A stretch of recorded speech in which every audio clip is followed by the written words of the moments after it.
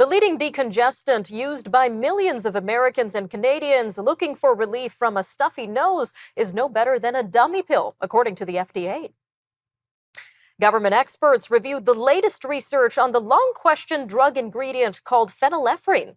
Advisors to the Food and Drug Administration voted unanimously against the effectiveness of the key drug, which is found in popular versions of Sudafed, Allegra, Dayquil, and other medications stocked on store shelves. The FDA hasn't yet decided whether to order the medications removed from store shelves. Health Canada says it will review the conclusion by U.S. government experts, and it says that it would take any necessary action to ensure Canadians have access to safe and effective products. Well, joining us now to unpack these findings is Dr. Abhishek Raut, Medical Director at Appletree Medical Group. Dr. Raut, welcome back. Great to be here. So can you walk us through these recent findings and what they mean for the use of over-the-counter decongestants? Absolutely. So I think we need to go back in time a little bit. So the FDA approved phenylephrine for over-the-counter use in the 1970s. It became extremely popular in 2005 because pseudoephedrine was moved from over-the-counter to behind-the-counter. And then in 2007, the FDA committee looked at the science available for phenylephrine and found that it may be effective, but also called for further research. But the studies since then, we've had 3 large clinical trials showing that it's just not effective as a decongestant in its typical dosage. So on Tuesday, the FDA committee came together and they had to vote on this simple question: is phenylephrine effective as a nasal decongestant? And out of 16 members, every single one of them voted no. Now, these are some pretty shocking findings here, Dr. Raut, especially considering that millions of people in North America use over-the-counter decongestants for years. So does this mean that they were wasting their money? Well, possibly. Let's keep in mind the committee did not take up the issue of nasal spray products that use phenylephrine, which the studies seem to show are still effective, at least temporarily.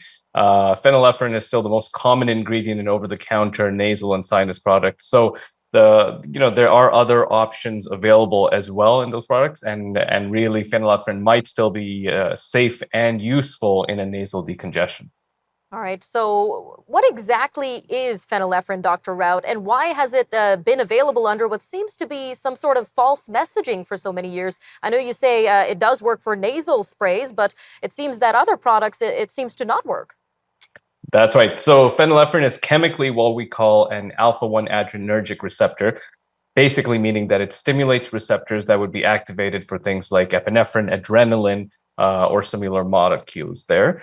It's actually ideal for elevating mean arterial pressure, and we use it still IV, and we find it's quite helpful. But the issue now is becoming how effective is it in these over-the-counter nasal decongestion tablets where you get 10 milligrams of it. When you swallow phenylephrine with the over-the-counter doses, it essentially will metabolize to almost nothing. Your liver, your gut wall will all metabolize it. So by the time it's actually in your bloodstream, there's almost nothing left. So the big question is it helpful as an over-the-counter medication? And the answer is probably not.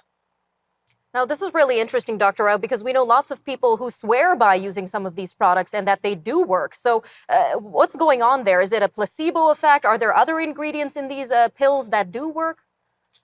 Well, a lot of these drugs are combination pills, so we will find some of the others might provide some temporary relief. Maybe the acetaminophen may just decrease the pain associated with that congestion as well. So there's often products there that can be helpful when used in combination. I think it's very seldom that you see phenylephrine just on its own. It's usually about 2 or 3 other drugs that it's combined with there.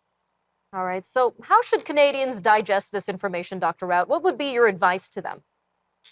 So I think the big question is, how useful are over-the-counter medications going to be in this ongoing battle of cold, flu, allergies, and everything else? My thought about it is over-the-counter medications can be very safe, and I think the priority has been about safety. But when you take that priority, of course, the concern is, if it's super safe, the doses where you're seeing it over the counter may not be as efficacious as you hope. So the best advice I can give for Canadians to navigate around this is really talk to your doctor when you're facing these cold or flu or allergies.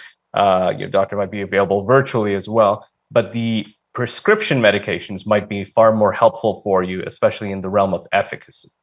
All right, Dr. Raut, another great interview. Thank you again for your time today. Okay, thanks so much for having me.